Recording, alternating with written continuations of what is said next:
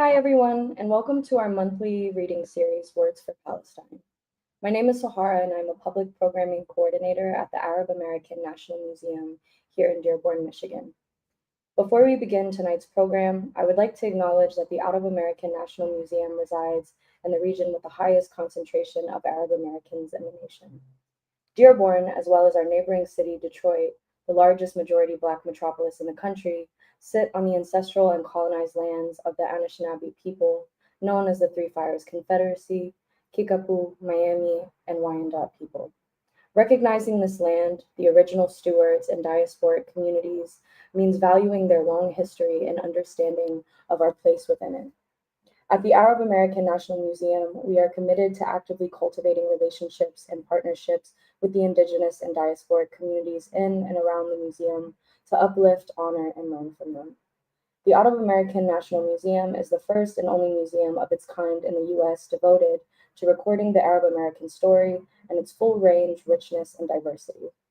In our mission to uplift and amplify Arab American voices and perspectives, we remain steadfast in creating spaces, virtual and in person, for us to gather, grow, grieve, and go against the grain. February is coming to an end, and we're ushering in the holy month of Ramadan. Whether you're practicing or not, there's no better time than now or yesterday to begin to cultivate gratitude and empathy for others. Words matter, and those who continue to annihilate us know this all too well, which is why we will never stop talking and writing to and about Palestine, which is why we don't shy away from indicting empire for its crimes against humanity, which is why Words for Palestine exists, as a way to bridge solidarity with our families in Palestine and to raise funds for PCRF and PalLegal, which is dedicated to protecting the civil and constitutional rights of anyone who speaks out for Palestinian liberation in the US. So please feel free to donate to one or both of these necessary organizations. You'll find the codes in the top corner of your screen, right here. And before we begin, I'd like to thank our generous partners for their support, Mizna, Rawi, Palestine Rights, and Al Nadwa Free Thinking Society, as well as our artists from whom you'll hear tonight. So without further ado, I'd like to introduce our first reader. Sara M. Saleh is a writer, and poet, and human rights lawyer of Palestinian, Egyptian, and Lebanese heritage, based on Bijigal land, forgive me.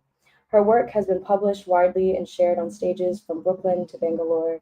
Sara made history in Australia as the first poet to win both the prestigious Peter Porter and the Judith Wright Poetry Prizes 2020 and 2021, respectively. Her debut novel, Songs for the Dead and the Living, and her poetry collection, The Flirtation of Girls, has received multiple national and international prizes and shortlistings between them. Rooted in the belief that literacy is a tool for liberation, Sada has rallied communities of artists across continents to co-create generative, inclusive spaces for craft, connection, and critical consciousness. From co-founding the Muslim Poetry Project to leading workshops in countless classrooms, community spaces, and festivals around the world, Sada has uplifted hundreds of storytellers over the last decade. So please join me in welcoming Sada. Thank you so much, Sarah, for that very generous introduction. Before I begin, I would also like to take a moment to acknowledge the custodians of the land on which I'm coming to you from, and it's a beautiful Bidjigal country, otherwise known as Southwest Sydney. I want to pay my respects to elders past and present, and I'd also like to extend that to your ancestral lands, wherever you're coming from, and to any Indigenous people who are in the virtual room with us tonight. It is a privilege to be sharing story and poetry from lands where that has taken place since time immemorial, and I'd always affirm that this is, was, and always will be Aboriginal land. I also want to uplift those on front lines, those insisting on and creating the conditions for life from here, from this settler colony, so-called Australia, to Palestine, to Turtle Island. And I want to acknowledge that even though we are in deep mourning for the losses, we continue to honor the lives, particularly of the poets and the writers, the artists who were brutally taken away from us by the genocidal state of Israel by being here and by gathering in these generative spaces. Lastly, I would like to extend my gratitude to my dear sister in poetry, Ruwa Zainati, and the team at the museum and all the partners who made this happen. And want to thank you for inviting me to be part of it. It's really special, particularly in the face of a concerted effort to erase us, our history, our memory. And I'm going to start today and end with my own poems, but in the middle, somewhere, read a few beautiful short pieces by a beloved Palestinian poet, Najwan Darwish. This is called Border Control Meditations. To my cities. The questions two young soldiers asked me at the King Hussein Bridge border crossing checkpoint. Were you born on a Thursday in Cleopatra Hospital? Did you come out silently as daybreak smudged the night sky, and why was your father absent? What is the name of your father and his father and his father? Do your neighbors Muhammad and Fatuma water the orphaned houseplant whenever you are away? Are you aware your parents first arrived in Australia with their life savings wrapped in brown paper, their only English, the lyrics to "We are the champions"? Did your mother bring two dresses, red polka dot and turquoise taffeta in her peeling 60s suitcase? Did you correct her? Thanks God. Did she put up a fight when you said you were leaving? When he left? And how was your first Ramadan alone? Did you miss the walnut ma'mool and Allahu Akbar is tossed at you on Eid mornings? Have you told anyone about the Enid Blyton books you stole from Stanmore Library because your mother worked 3 jobs? And if you flatten your gutturals, is it still Arabic? Why did your childhood best friend run away? What man siphoned her dry? Why does your grief stick to everything? Did inhaling an onion help with the tear gas they threw during the protests of '03? And what remedies did you inherit from your ancestors? What skeletons? And who taught you to roll wara anab like that? Does 2 a.m. still grab you by the throat amongst the gitans and sewage and Roman ruins? Can Beirut forgive its people? How many times have you phoned your mother since? Does your grandmother always boil her water twice? And why are you still shocked at how things don't work there? What other city turns its war bunkers into clubs, its prayers into curses? And why do the wretched always sell roses on Bliss Street? And how do you revive the dead? Why did they take your brother? Could you make out his face amongst the thousands flickering in the waters of the Mediterranean? Did he return months after the funeral to ask you, what wrongs did I commit? What village do you carry on your lips, balance on your breath? Have you been to Jerusalem during olive harvest season? Did you pick and press before the settlers gathered like acid in your chest and poisoned the ancient trees? Have you tired yet of the "May Allah have mercies"? Have they tired of you? Were you afraid of the men with guns those nights the power cut? Did you splutter your amens and sweat out your tasabih? Do you remember the countries you've lost? Do their crooked rivers still cling to you? Did you hear the aunties, rusted arms, coarse hairs on chins call you lonely? Call you nobody's mama anymore? Did you tell your mama you named him Omar al-Faruq after the revered warrior? And why did it end with your great love who changes everything? Did he make your wide hips tremble with jazz and dirbakke? Did he linger long enough on each letter of Yalil, Ya'in, and the evening news headlines? Did your hurts trail behind him like tangled fishing lines, too much for the life he lived? And does weight like that settle or lift? And what of the days you feel the earth graying? And when will you stop writing about borders and bloodshed and war and death and home and home and home? Thank you. Hopefully everyone is like clicking madly or stomping their feet somewhere if they can. I'm going to read 3 poems now from, as I said, Palestinian poet Najwan Darwish, and these were originally written in Arabic, and they are translated. They've been translated into English by Karim James Abu Zaid. I write the land. I want to write the land. I want the words to be the land itself, but I'm just a statue the Romans carved and the Arabs forgot. Colonizers stole my severed hand and stuck it in a museum. No matter. I still want to write it, the land. My words are everywhere, and my silence is my story. The shelling ended. No one will know you tomorrow. The shelling ended only to start again within you. The buildings fell. The horizons burned, only for flames to rage inside you, flames that will devour even stone. The murdered are sunk in sleep, but sleep will never find you, awake forever.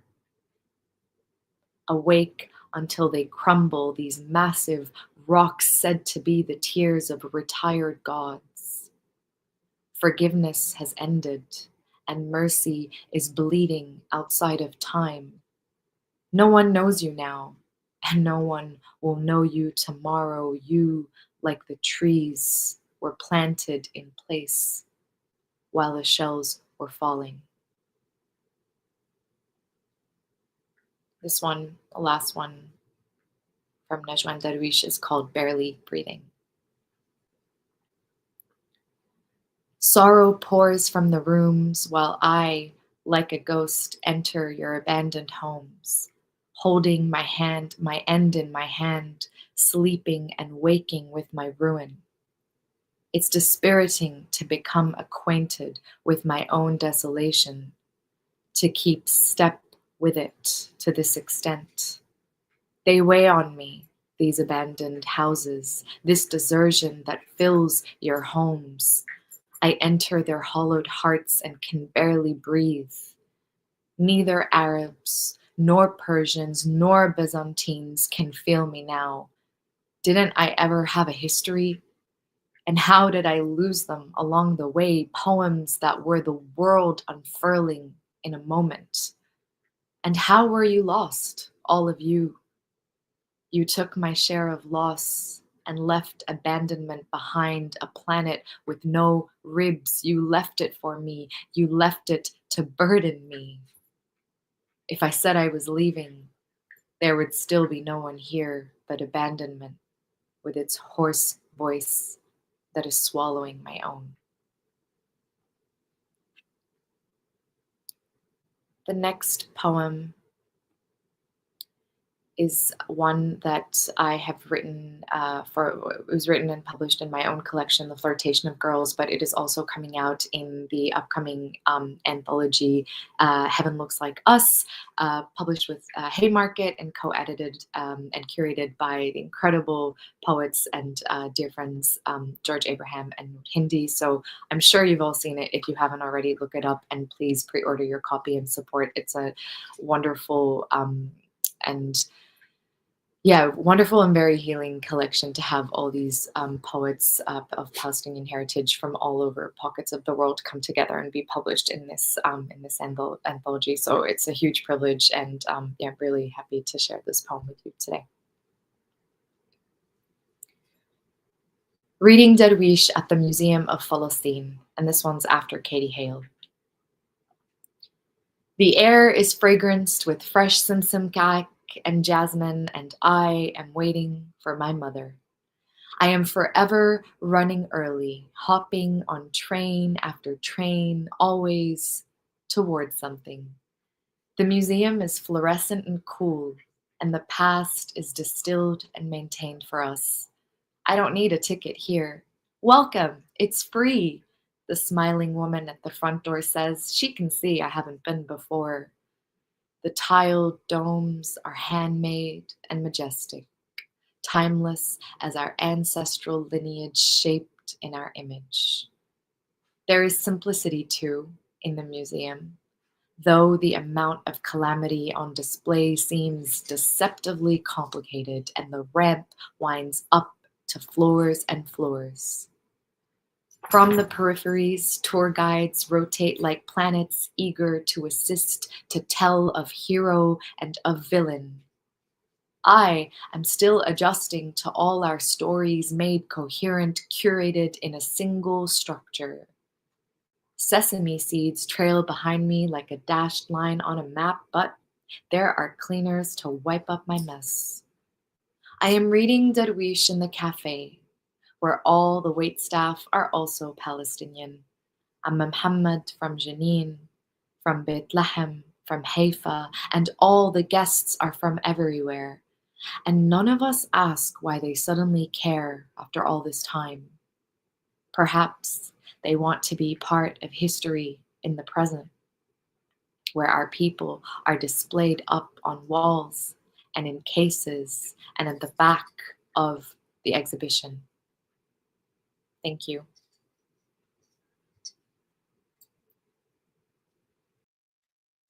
Hi, and next we will be having Adam Ahmed, who is an Egyptian American poet and educator based in California. He is currently working on a collection of ruptures, poems that explore the spaces between breakdown and breakthrough, between the colonial foreclosure of Arab rage and its insurgent outpouring in language. This unclouded speech is coming soon to an English near you, and for now you can find his work in the MQR mixtape. Please join me in welcoming Adam. Thank you, Sahara, and to the Arab American National Museum for inviting me to read with this especially incredible group of poets tonight. So I'm going to read two long poems tonight. The first is my attempt to work through the experience of two overlapping but vastly different images. One is the experience of watching my son learn how to speak by echoing other people's words. And two is seeing a video of a newly freed Palestinian detainee who has temporarily lost the ability to speak intelligibly. The man's name I later learned is Badr Dahlan. So I was thinking of these two images in relationship to each other, of all that could exceed language while also remaining irreconcilably separated by it. I was thinking about English as an enforcer of colonial hierarchies. As Fadi Judah has argued, English is a language in which the Palestinian and the Arab always has to explain themselves to colonial power. English is a language which has been used to execute extraordinary and routine violences and erase all of its traces. It's a language of passive voices and muzzles. It's also, for better or worse, the language whose poetry I'm most deeply acquainted with. And it's in poetry that I hope we can find the seeds of a deeper, newer language buried within the ruins of English, or the English as we know it. The poem's called A Defense after this British romantic poet Percy Shelley's defense of poetry, where he has this moment where he proposes that every language close to its origin is a poem. And the poem has two voices, the voice of the speaker represented in lines of poetry and the voice of these echoes which interrupt the poem in this gray spaces between each line. And over the course of the poem, the echoes form a new broken language that exists somewhere outside of colonial syntax. A defense. It was a time of unspeakable banality and error.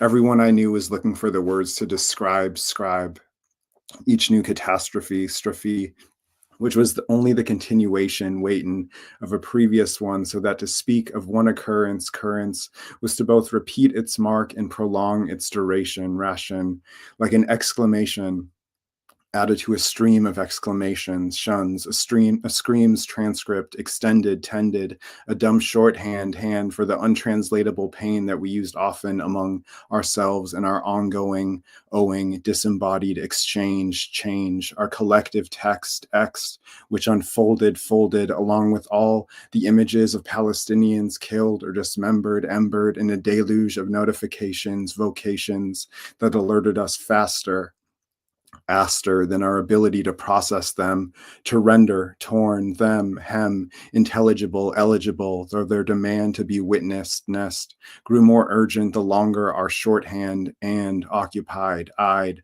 the void in our speech, each. It was then that my son was learning how to talk, filling the pauses in is sin, my speech, each with his echoes of the words last heard, hurt, as in some future reenactment of my eventual end shall end, the way he'd say the syllables and soft exclamation, his unintelligible wonder for it mixed with trepidation, predation, as if he could be enveloped by the world burst open by its utterance, stutterance. I envied his awe, saw, even as I found myself under its spell, its pell, since it emanated from some place close to the origin of jinn, language, anguish, where each word names what lies on the very airy edge of its grasp, asp, before it is smothered, othered by meaning, while its life is still fluttering, uttering within the calcified shells, hell of its sign, a sign. My son would echo all the ends of my clauses, losses, back to me, freeing them from the hold of their syntax, tax, in pursuit of the order, the power, hour they resented, while I looked for the dispossession of my words. Birds held captive by their ardor, in his unpracticed tongue, unintelligible. My language, waged like all of ours, was being traded by discourse which I was compelled to deploy in order, border for my words to cohere here. In exercise, in form without content, tent without form, the words birds meant to signal null a civility which eluded me in my constant escape from the babble stowed to my mouth by my ancestors, sisters, whose tongues too were tower besieged by civilization they shun, whose traces I could only exercise through my insistence, this tense on sin, tax as though so organizing, I sing my speech's pauses, could make it coherent, errant, could civilize lies my dumb language of grief, but each time I try to pose order, something incomprehensible, prehensile, broke through a flood of exclamations, ovations, punctuating, aiding, an unwritten word, this grief, a scream emanating from a pit so profound I could not bury it, exhume, with language like the video of the newly freed, unburiable Palestinian captive Shahid, whose hazel eyes dart wildly, witnessing from side to side as he, a sea, narrates the details of his torture, breathe, his sentences periodically punctuated by the unintelligibility of his trauma, repeat, held deep in his body, which pours out of him as speech, each waiting for a tongue to interpret it, or as the beginning of until a language we could use to tongue to name what is most shattered in us, to exhume the ancestors buried alive, muffled shouts in our mouths, that hazel-eyed man in his shock, my son in his awe. I was seeking the words to prove that our unintelligibilities could hold each speech other, but I could not parse the syntax of catastrophe happening everywhere and over there at once, could not start to speak without repeating the beginning of the moment's inchoate sentence, our tongues caught on its broken chant.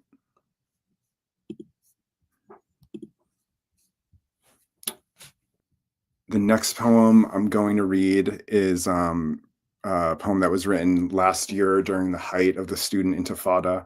And it works through two threads, which become increasingly entangled throughout the poem. The first thread is the speaker going to teach a routine class on Octavia Butler's short story Amnesty in the midst of genocide and increasing student resistance around the US.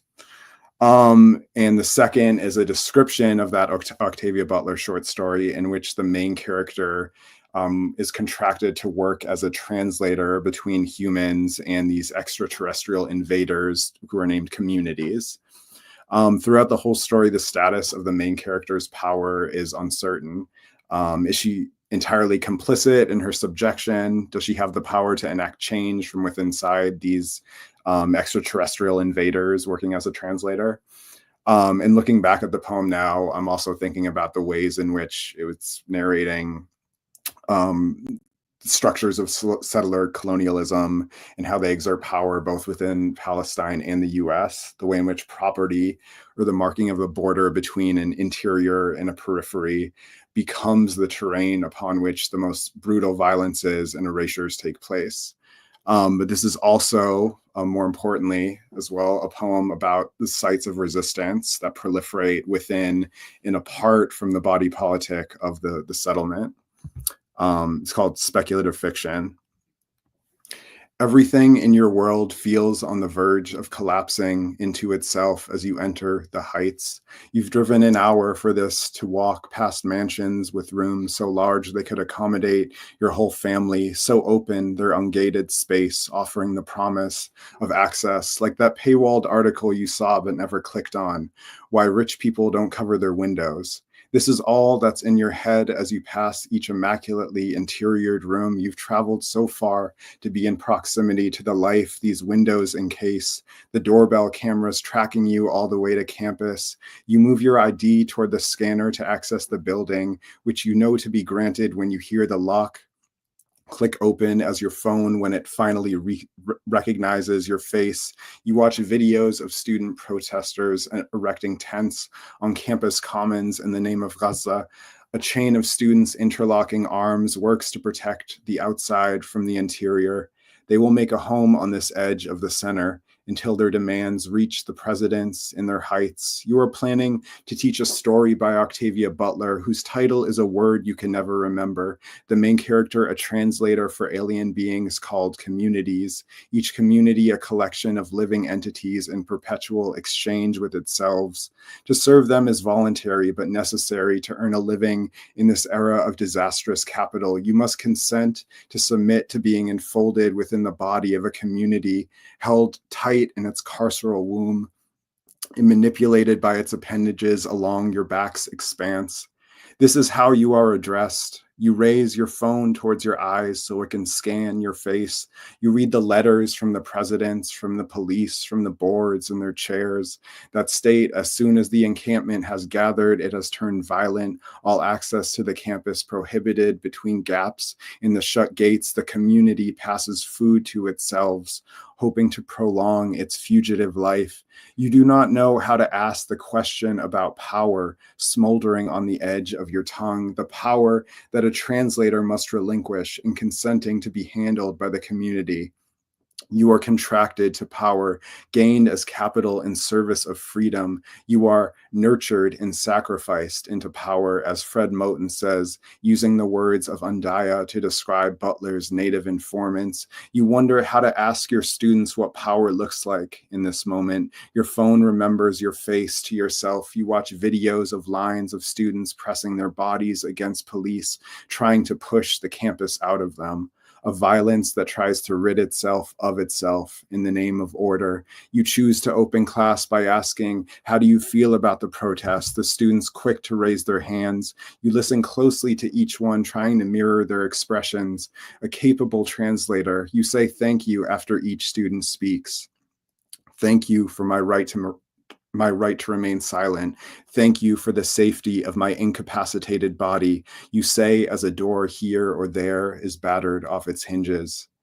How could you not know that your question would implode the space you've been given temporary access to, would cause a wound whose edges would enfold you deeper in the community? You are held hard by its organisms, told there has been harm caused to its regenerative body. You are conscripted to calm the agitated among you, eliminate any trace of resistance. You settle your shaking hand to hold your phone, which gathers the pieces of you in its memory of your eyes watching Police use batons, pepper sprays, guns to extend the body of themselves into the organism of the newly expelled students. They are here to impose the order of the campus back onto itself, to drive its encampments towards an outside pushed perpetually inward, but the wound migrates to other appendages, little Gazas, you hear a senator call them, as though describing a cancer metastasized, clusters of resistance spreading through the bodies of the communities, camps of camps of camps of camps that seek refuge on the edge of the body's defenses. The communities in the stories who find their home in the desert peripheries return the missiles directed at them undetonated to the global centers of capital. After that, the translator recounts, the invaders became our guests, our neighbors, and even our friends. You are enfolded by the community, released from campus back onto the street. You wonder how to return power to itself, captured into recognition as you are by the doors and windows of the heights. You've traveled so far for this, to see your face exhibited in their glass, to seize a rock from the edge of an immaculate property, to project it with all the force you can gather, to shatter the glass, to watch its pieces shimmer, to wait for reinforcements to arrive. Thank you. And thank you, Adam. I've always been a fan of your work. Really, the phrase that my poetry teacher would use is raging across the page with your lines, and that's always how I feel. So next, I am going to introduce our next author, Marilyn Hacker. Before I do that, I just want to remind everyone, please look over here for our QR code to donate to PCRF and PAL Legal. Any contribution is much appreciated. Now, without further ado, Marilyn Hacker is the author of 19 books of poems, most recently Calligraphies, and co-author of 2 collaborations, Diaspo Renga, written with Dima, who you'll hear from tonight, and A Different Distance, written with Karthika, Milkweed Editions 2021. Her translations include Samira Negrosh's The Olive Trees Jazz and Claire Malroux's Daybreak, both published in 2020, and Venus Khori Gata's The Water People, published in 2018. Thank you so much for joining us, Marilyn. Thank you. Thank you. I'm delighted and honored to be among you. Okay. So.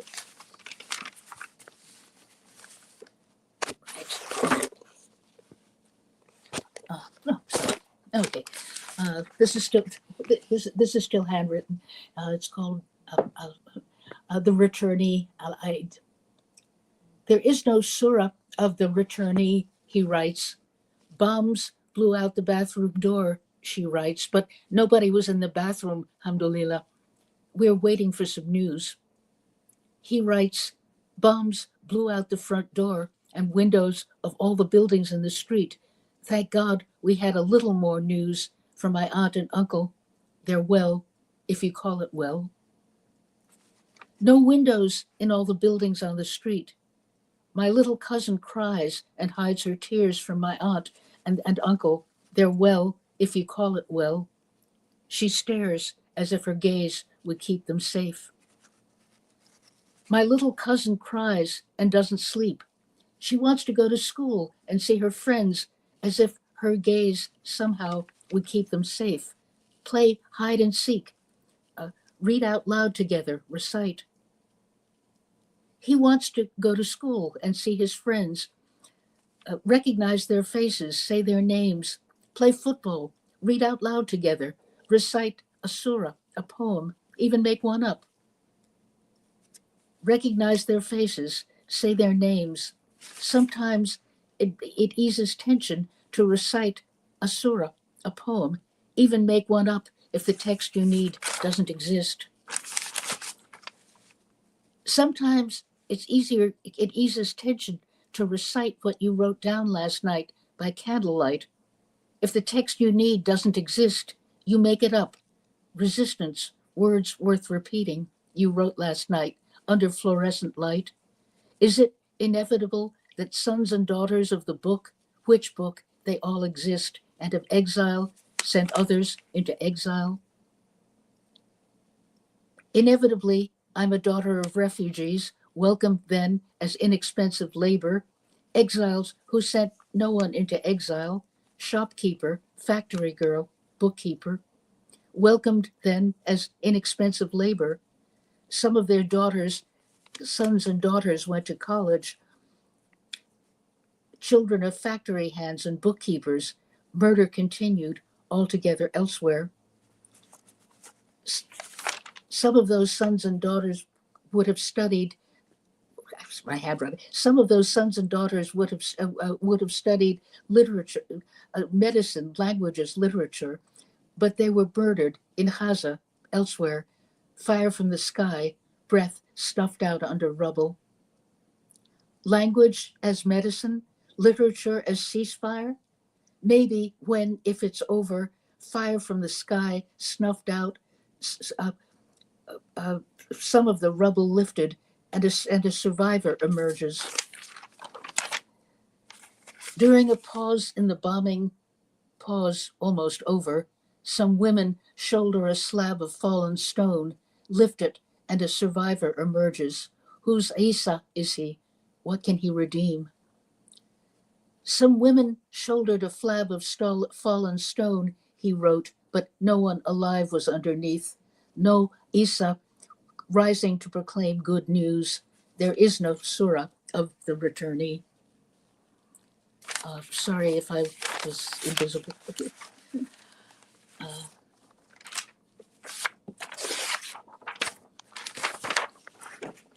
Rana's in Oslo, Fuad's in Liverpool, Rima is still in Hamra, Omar is still in Hamra.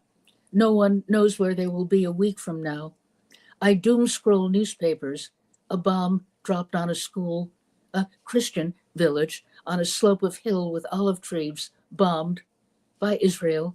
No passive voice, Lebanon, Israel dropping bombs.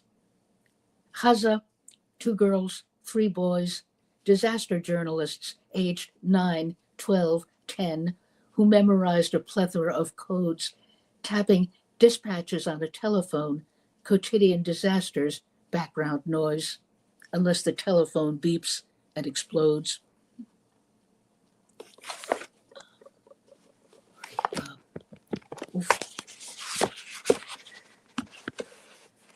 Oh, well, and I will also read these are 2 translations of poems by the Lebanese poet Venus Korigata. Water down your anger when the river squats on your doormat. A river can't be wrung out or kicked to chase it away. A river isn't a dog. Don't block its path when it steps across your threshold. Its water will erase the footprints of the winds come to beg at your door. Quench the thirst of your hearth and make your daughter's knees shine like pebbles in a stream. Shame on your wife who has it drink from a bowl riddled with holes. It knows her secrets, knows the cleft flesh of her stock pot and the hairy skin of her hemp. Shame on you for taking stones from the mourning walls of a collapsed house to build elsewhere. Everything speaks to you of departure. Words squirm around on the page. The man walking under a rainstorm brushes you with his thoughts. You feel the dampness of his feet on your calves. You are you and all the passers-by at once. The keys of their houses jangle in your pockets. You open walls and doors. None of them are like yours that grew old while you went off following these strangers. Their rain-slicked hair accuses you of negligence. If you were more responsible, you'd have lined them up on your windowsill, dried their feet alongside the herbs from your garden, and played out the seed in the opposite sense, inching your way among the people, walking to make up for your own inertia. And one last poem of my own, and I'm going to disappear while I get the page. Here we go. This is for Fadwa Suleiman, a Syrian writer and activist who died young in exile in Paris. He was a great friend. Said the old woman who barely speaks the language, freedom is a dream and we don't know whose. said the insurgent, who is now in exile. When I began to write the story, I started bleeding. Freedom is a dream, and we don't know whose. That man I last saw speaking in front of the clock tower when I began to write the story, I started bleeding 4 years after I knew I'd have no more children. That man I last saw speaking in front of the clock tower turned an anonymous corner and disappeared.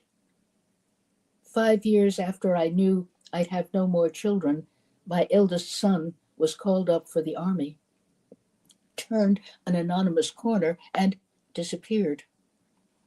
My nephew, my best friend, my younger sister, whose oldest son was called up for the army, are looking for work now in other countries. His nephew, his best friend, her younger sister, a doctor, an actress, an engineer, are looking for work now in other countries, stumbling, disillusioned in a new language. A doctor, an actress, an engineer wrestle with the rudiments of grammar, disillusioned, stumbling in a new language, hating their luck and knowing they are lucky.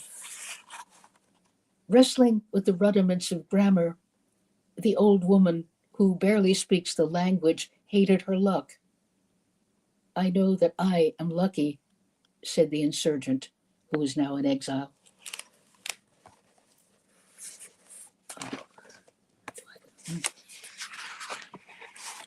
And the last one, Sahar al-Baitunia. She lives in Baitunia, and her name is Sahar. Her name is the hour between sunrise and morning. Her bougainvillea overlooks Baitunia, where a mango-bright bedspread hangs over the railing, lit by first light that reflects from a wall. Not the wall of her house or her family's orchard. She can see the graffiti, Ich bin ein Berliner.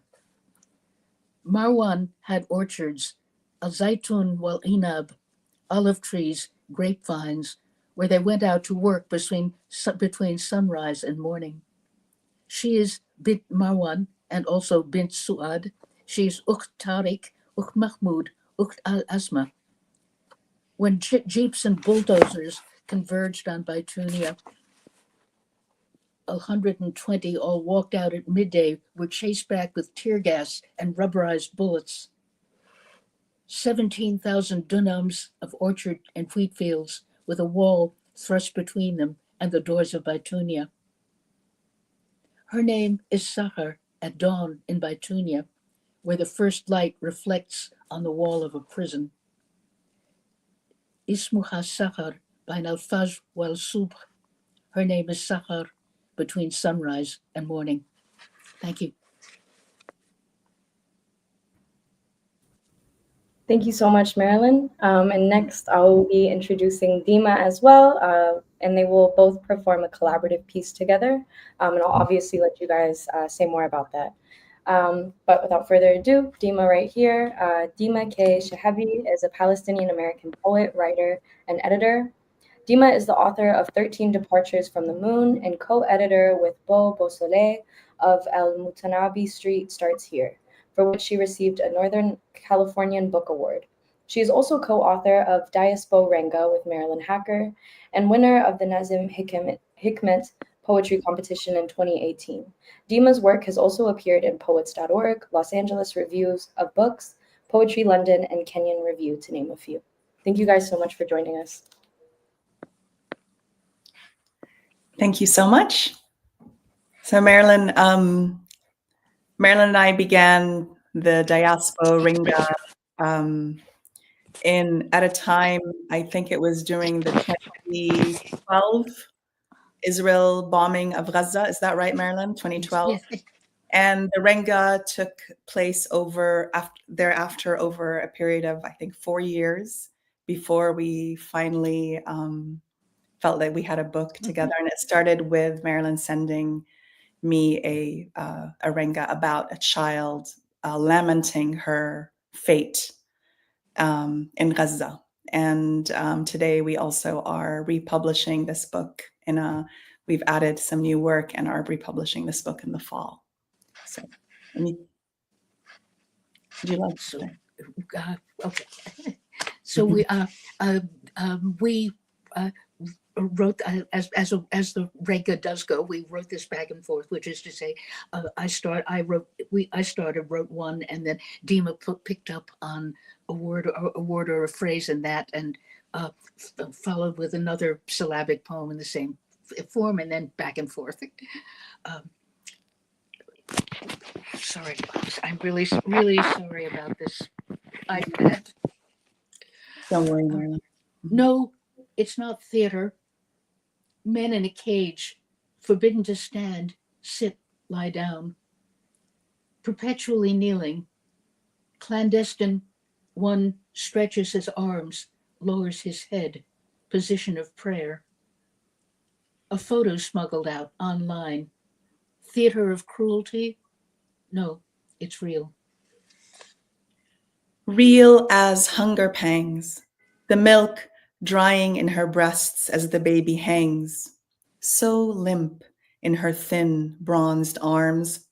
She shouts at the camera, "Devils are less cruel than this army of cowards. Only God doesn't fade in his pouring mercy. Her eyes are deep olive brown." Zaitun on a plate, tear a piece of warm bread, dip it in while you listen to your friends argue, Syrian and Lebanese. Tear more bread for the Baba Ganoush. Don't mention Haza because she has a cousin waiting to get out. His brother's staying. She stays because where else is there to flee? London flat sold 2 decades ago after the First War. Every city bleeds a new exile. Every street is an unfinished half-love. Her memory rests on a clear-cut belonging. His hand, her hand, his chest, sun dimming. The phone in her hand has abruptly gone silent. A moment ago, her cousin was describing how his 2 sons recited what they'd learned at school, even though school was only a teacher, a tent, children sitting in the dust, pens poised. Then the phone went dead. Silence of teachers in white America, silence of bankers, of pastors and professors who go home and tuck their own children into bed. No thought of Arwa, Basil, Muhammad, Qais, Baz. Silence of friends who tire of your grief of genocide. I'm worn out with grief, not yours, Ya Azisti, mine. It gnaws at my heart. An impervious heat wave empties the streets. July sky deceptively blue. Outside, it's too hot to breathe. Names known and unknown in a WhatsApp, in the news. Can he, she, each one be saved? An empty jetty beckons in this calm beach town as you bring a shell to your ear and hear the loose moans of the ocean. If you wait long enough, you'll know what suffering is. A mother buries her child in the house walls while tanks roam in Gaza streets. Her eyes roam the schoolyard from the shady corner where she sits. She's 4, and she'd just been watching her big brother playing football with their cousin. Then an explosion out of a tale of jinns, but it's no fable, dust in her eyes. She runs, shouts her brother's name. A jinn looks over her sleeping body as she wakes from a dream where she sees her father perched on a green terraced hillside. Oh, big distances, how many sorrows are veiled when daughterhood dies. She gets up, washes her face, greets her son. Good morning, love. This morning, the streets are too hot to walk as far as the market square, deserted now anyway. Only a yellow stray dog's sniffs empty wooden crates. I walked here anyway, just to be outdoors. No squash, aubergines, merchants, women with caddies, choosing. Choosing to defy all war criminals, the lone Palestinian, Rashida Tlaib, steadfast in her gaze in the Congress Hall. In her eyes, the land's anemones, olive trees. You go, girl. Your vein is Palestinian, your smile from the river to the sea. A river runs through Paris, where I lived for 12 years. Two hold Manhattan between them. The Litani rises near Baalbek, flows to the sea near Sidon, mired with industrial waste. The Jordan ends in salt water, sand, and songs. Now it's a river of tears. The shimmer runs long on the Bosphorus, reminds her of Lake Léman. Summer rain blurs the news, torture camps. A boy makes his bed between his two dead parents. She curses all wars under her breath, questions the Black Sea. In the Sufi mosque, a whirl weaves sky and earth. Leaden August sky in Manhattan. Everything aches. Humidity announced assassinations. Kill the negotiators? They do. Once I sat against the wall of the Blue Mosque with an Afghan exile, heads bowed. She whispered the prayers while I listened. Under the white oak, she bows her head, copper streaks in her hair. The breeze is an ember. She counts 5 slain children on the floor, no mother, no father to pray over them. Half words from well-meaning friends. Only Fayez's poem calms. Where is the road to your lights? The lights go on in 500 apartments I see from my window. Dusk of a late summer day. Home is an ocean away. Most of my friends are refugees and exiles at home in some new home with some new language to say independence, huria. No home but the one, where dragonflies pond simmer, where the body moves as an auxiliary to other bodies, where plums rot and uncles, aunts, little bandits fade in, sink to what was once a blushing sea and orchards, a long, verdurous kiss. I die each long day. The cell is like a closed box that no air enters. There is only a toilet, above it a barred window which they later closed. The slits in the doors closed too. I suffocate and wait for the hours to pass, breathe what I can to stay alive. Quoted from Khalida Jarrar, Political Prisoner.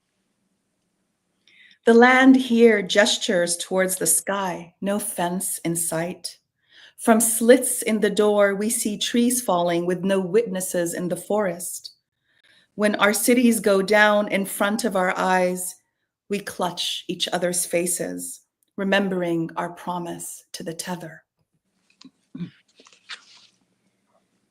Live on promises of okra in the market, maybe aubergines. A classroom with a teacher writing words on the blackboard outside the window. A blue sky, no bomber's cross. She imagines her big sister telling her about her college in Ramallah, but she's in the next room, bored with her telephone and the notebook she has been filling with ennui and terror alternating. She imagines birds catching the first light, their bronze tails swooping away her sorrow, borrowed from her grandmother who did not get it from hers. She thinks of her ancestors passing like Pismo Beach clouds. Strangers make room for her when she walks on the sand, sensing. They call it intergenerational. She shrugs and hums Fairuz, voice velvet soaring. Visit me once a year, lest you forget. Sometimes I forget the screen of privilege. It's aleatoric distancing, famine, and war because of geography. That girl sitting on the ground between two tents writes in a notebook. Carts and people pass by. Sewage, too. She thinks of the next word. Palestinians, wrote Taha Abdurrahman, live on a cosmic plane. How many words for veiled suffering can the Sufis hide in a garden in a Berkeley cafe where blossoming bees dive into penstemon blossoms on this cold autumn morning? Autumn in New York. I think of effervescent autumn in Beirut 5 years ago when I had a work permit and a job. The steep road down to the sea, trilingual bookshops, old men debating politics, too involved to ring up the novel I'd found. Cars jammed in every direction, flee exploding pagers, then buildings. No one is safe. No one is safe. No one ever is safe. Mornings in the field under the steep, jagged hill, she feels a little safe. Lindens and palm trees laugh as the wind sweeps them. She vows to make this a memory, her body resting on a bark, lilac scent from the grassy area where her husband gathers leaves to make a wreath. Kids play frisbee. Is this a Pax Americana? On the sky's open canvas, sharp-skinned hawks fly overhead. Buzzing overhead malevolently, warplanes frequent the market, drown out the merchants vaunting tomatoes, pomegranates. It's the season. In Hamra, life's almost normal, Katya wrote to me yesterday. The hospital, though, receives people wounded in ways the doctors never saw before, even the ones old enough to have worked in the last war. The road to the airport is closed. What closes the heart is the live stream genocide. Tanya Hassan says, "Can you imagine throngs of missing children? Can you?" Her kilned eyes tarry on the viewer. Some clueless anchor woman is stripped. I follow the sunset, head west. They march the men and boys to. The artist is killed. The boy is burning alive while attached to an IV. Oh God, where's your infinite mercy? Where? Where are the just now? Where is Abu Fadi, wrote Jude Jordan. Was it 40 years ago? It was. She died young, and nothing changed. A son, a husband, stripped to their briefs, marched away with Israeli guns fixed on them. Where is Marwan, Hadi, who lived to witness? Wafat said, "Bury me in a shroud so I can breathe." "Witness the flesh speak," said the scholar at Berkeley breathlessly. What is sacred now? How do we love? How do we bring the whole back? The questions haunt them as they step out at sunset, the air crisp, the heart closing. Thank you.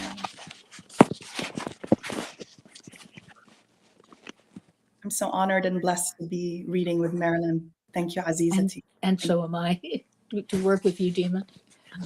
I can't put my two hands together or this iPad will fall down. Thank you. I will make it a bit short. I know we're maybe a bit short on time. So I will read a couple more poems and then call it a night. This one is called Huzun, and it's very much obsessed with immortalizing departures in the vein of the Renga as well. Huzun. In the air, a house in ruin except for a wrought iron balcony, as though the last tenant was a paper pinned to the door. as though her breath was a sparrow fed to the hawk. The low fog over the hills startles her son out of summer. Isn't it autumn yet? You wouldn't know what autumn is until your gaze becomes a red tinge on the horizon, until the sun transforms into a saffron. Mawal, she whispers. The boy at her side breathes heavily. He is used to her touching his shoulders when she speaks, his body longer than ever, longer than the yellow surfboard in the garage, longer than the iron horse trail they biked when he was 2. In the memoir, the city sickens and entices its native son. He gorges on its shadow streets, no longer laden with poppies or tulips. What he feels is almost unsayable, but when he thinks of his childhood, he is there by the water, doves gliding above the acrid porous, skin opening. She takes him with her to the nail salon, smelling of formaldehyde, to the school parking lot where mothers hunch over phones to hide their weeping, to PTA meetings with recessionary budget reports, and to the sheriff's lecture on teen vape. The river of collapsed lungs is coming, he says. In her dream, an angel shows her a vision of hills, green as far as the eye can see, although the season of musk vanishes. No rosacea-faced cherubs with scratched knees remain. No mule ear swishing at hide and seek. Here I come is a voice from someplace far. It marks her displacement. Memory delights, but also terrifies, so she turns to the moon who crops her eyes shut. Gentle now. This ache is known to ancients, mothers, children's, Sufis, and prisoners. Its pattern language truer than hunger's blade, more real than the prick of thornberry thickets. Women suffer, but men die, she sings, though her grief is nowhere to be found. I'll end with a poem entitled Vista, and this is about, the poem Vista began when I noticed my child watching me apply kuhl in a beach club bathroom mirror, and this triggered a memory of me observing my own mother applying kuhl as well when I was a child. And for a moment, I felt like I was in a time capsule. The poem then morphed into an exploration of temporality and belonging as a whole. Vista. What goes extinct while grazing on memory's lawn in the sun? When you said I'd cut my tongue, I grew a callus over your mouth. Once I tiptoed to catch a glimpse of you, though I was not yours. But there was recognition through the window, my eyes knocking on cleansed glass as I closed further into sleep, into preludes away from you.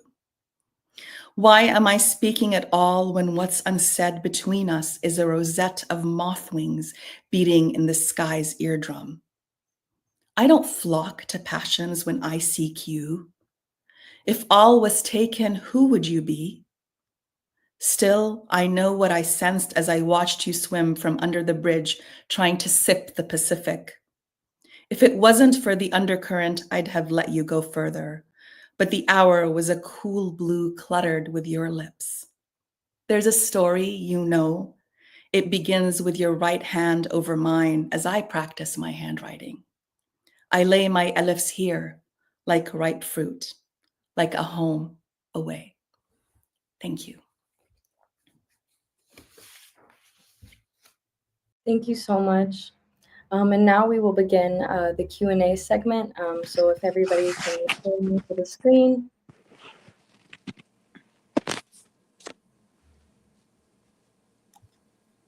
I'll begin with the first question that I have on my mind, particularly directed towards Dima and Marilyn, although Adam, Sara, if you also want to hop in, please do. I've been thinking a lot about how poetry specifically, but writing in general, is kind of framed and taught as this arduous process where you have to be alone, you have to be in that room, and you have to write and tango with your duende, so to speak. And it's always beautiful when you see folks reinvigorate poetry with what it started as, which is this oral thing that is shared amongst folks. And so I'm really interested to hear you all expand upon the process of writing this, your feelings, thoughts, struggles with the collaborative process of writing, and any key takeaways or insights you all may have. Well, the marvelous thing about a collaboration is there's no chance of writer's block. There's no chance of not feeling like doing it. There is an energy that I think for me certainly an energy that goes back and forth and keeps the project going. And it's an enormous pleasure, even when what you're writing about isn't pleasurable. Indeed. I mean, I agree. It's in some instances, it's been a lifesaver, honestly, like having the Renga waiting in your inbox and then needing to respond to it and then kind of synthesizing the day's events and then sending it back to someone who you know is reading it, right? Is just a beaut. Like you have this beautiful poet who's also, immensely talented and built an audience. I mean, it really takes the solitary away from this writing. And so it's again, it is a pleasure. It is invigorating. It is energizing. And I wish we could continue for much longer. At some point, we always say we're stopping now. So there's that too. Yeah, but it's an immensely energizing. I mean, and then also I think this whole idea of poetry as a solitary endeavor is very much, I think, probably I don't know. It seems like of this moment, a postmodern and apocalyptic moment, that it's just so solitary. Like it's such a solitary thing when we need to be communicating with each other. Yeah, and the idea that one thing poems are good for is that other people not just remember vaguely that what they were or what they were about, but actually remember the words, and the words reverberate in other people's heads, either because of images or because of a meter,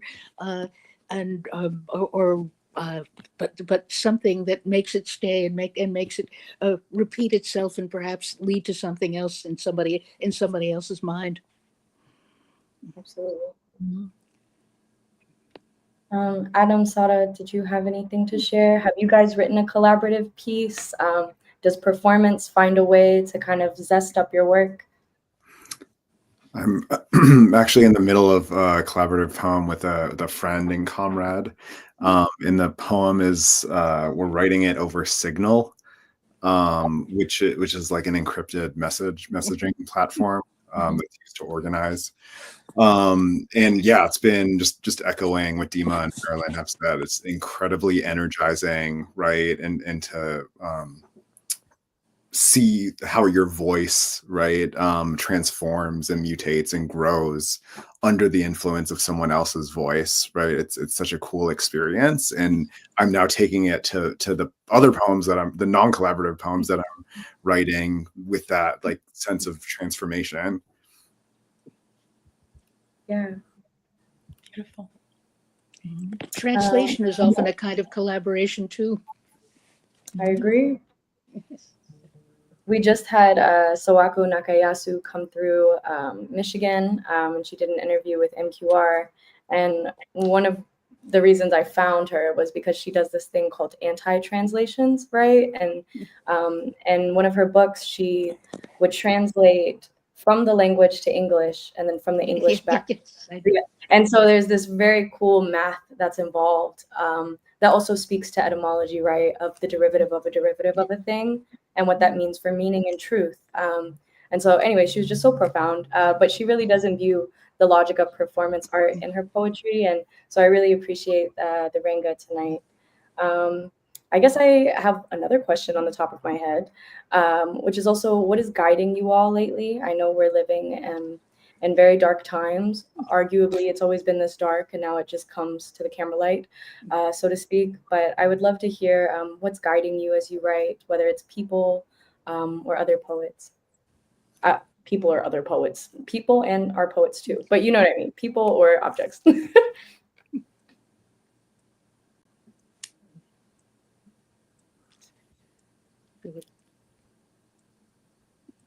Sarah?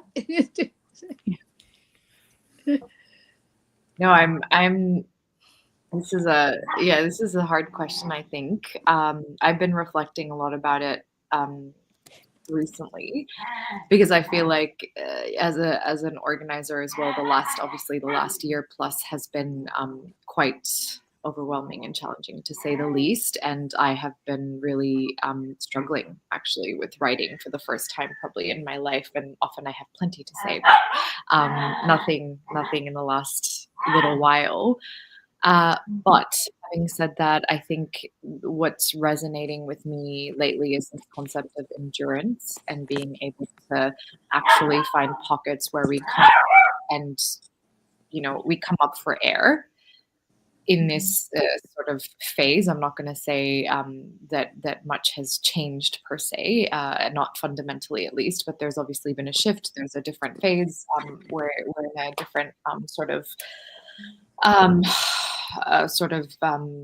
part of this long fight. And so in any case, for me, it's just been looking at things that how can I sustain myself? What is nourishing? What is going to give me that endurance? How am I coming up for air? And a lot of that has been finding solace and solidarity in relationships, I must say. So certainly just spending time, being in moments of joy and finding, like, carving out with intention, with purpose, meaning in the most mundane, and just having joy with the people that I love and care about, but including poets and other artists and activists. So I think that for me is something I'm really drawing on lately because, I say this thing, like, we need to resist the inevitability of our grief. That is not the only thing, obviously, that we are feeling right now. We're feeling lots of things.